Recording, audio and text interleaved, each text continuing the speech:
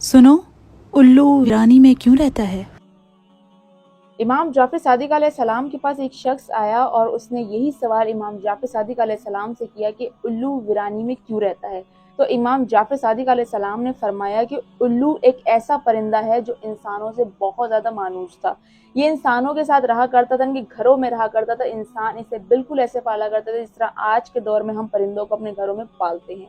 इंसान इसे खाना खिलाया करते थे। और मैं आपको बताऊं कि इस कायनात में उल्लू की 205 अक़साम है, जिसमें 1, 2 या 28 साल तक ये जिया करता है। और मैं आपको बताऊं कि तकरीबन उल्लू 20 मीटर की ऊंचाई पर रहना पसंद करता है। इसके अलावा खंडरात और वीरान इमारतों में इसके घर पाए जाते हैं। और जब उल्लू उड़ता है तो इसके परों से आवाज नहीं आती, यानी कि जब उल्लू किसी जानवर या परिंदे का शिकार करता है तो जानवर को और परिंदे को इल्म ही नहीं होता कि उल्लू उसके आसपास चक्कर लगा रहा है।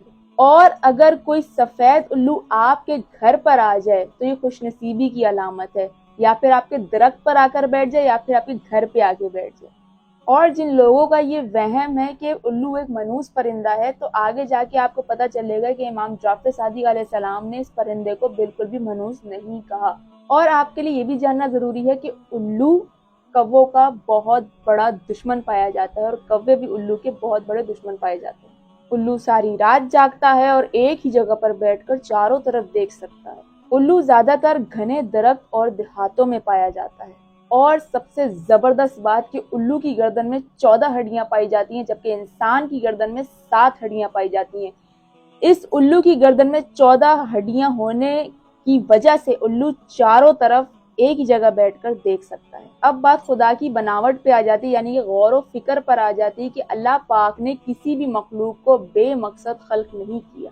जब उल्लू का ब्रीडिंग सीजन आता है तो बच्चों के लिए जब शिकार करने के लिए निकलता है तो चूहे, सांप और ये छोटी मोटी चीजें जो है शिकार करके लाता है। इस दौरान फीमेल उल्लू जो होती है वो शिकार बिल्कुल नहीं करती जब तक वो अंडों पे होती है। उसके बाद जब बच्चे थोड़े से बड़े हो जाते हैं तो फीमेल भी शिकार के लिए निकल पड़ती है। उल्लू चूहा, सांप, छिपकली का शिकार इसलिए करता है ताकि अशरफुल मखलूकात इससे महफूज रहे, यानी कि हमारे लिए अशरफुल मखलूकात के लिए ये एक नेमत से कम नहीं। अब बात आ जाती है किसानों की। किसान ये बात सुनकर बड़ा खुश होंगे कि उल्लू खेतों की बड़ी जबरदस्त हिफाजत करता है।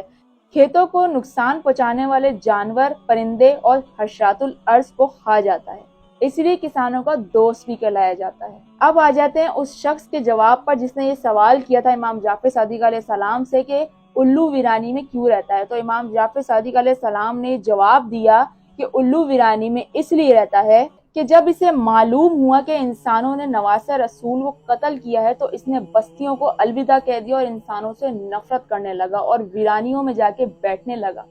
आशूर के दिन ये बहुत रोता है और तब से अब तक उल्लू तन्हाई पसंद है।